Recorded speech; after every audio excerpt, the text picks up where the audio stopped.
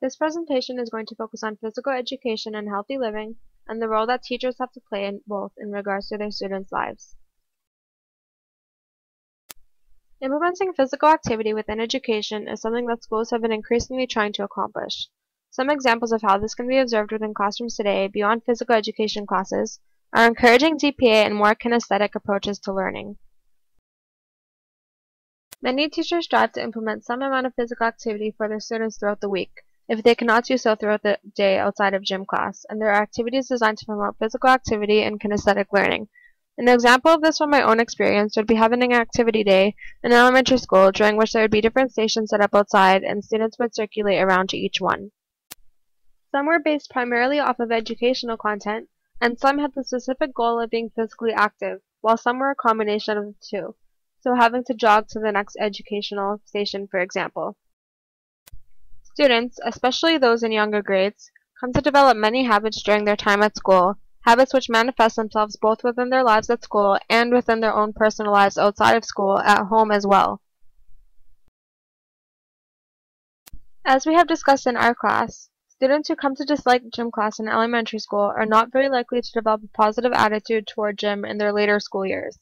This is why it is crucial to foster in young students an enjoyment of and positive attitude toward physical education, including healthy living overall.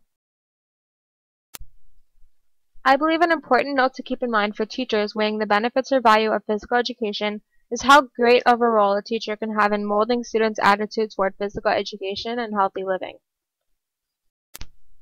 If there is a student who lives in an apartment with no stairs and always takes the elevator with his or her parent, gets driven everywhere rather than walking, and spends most of his or her time inside playing video games or watching TV rather than going outside, for example, their time spent at school might function as the only opportunity they have for engaging in physical activity on a consistent basis. Some examples of how I plan to implement this philosophy toward physical education and healthy living in my own classroom are by encouraging activity days similar to the one I experienced when I was in elementary school. So having different educational stations that also integrate physical activity, possibly within the station itself or as a means of transitioning between stations. I can begin by taking 5 minutes out of each period to engage in some sort of physical activity, which might not sound like a lot, but if students enjoy the activity that they do in those 5 minutes, they might actually take the initiative to do the same kind of things at home. I can integrate physical activity within lessons themselves. So in a math lesson, for example, if we're focusing on counting, I can integrate physical activities to demonstrate how numbers work. So maybe getting them to count the amount of times they were able to skip in a minute, or something else along those lines.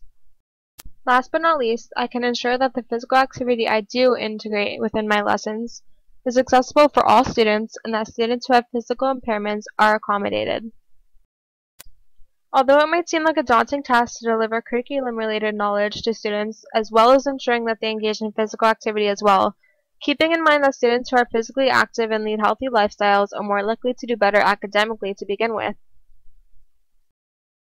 We need to strive to be positive role models for our students in regards to health, something I have gained a lot more knowledge concerning and consequently better understand the value of throughout this course.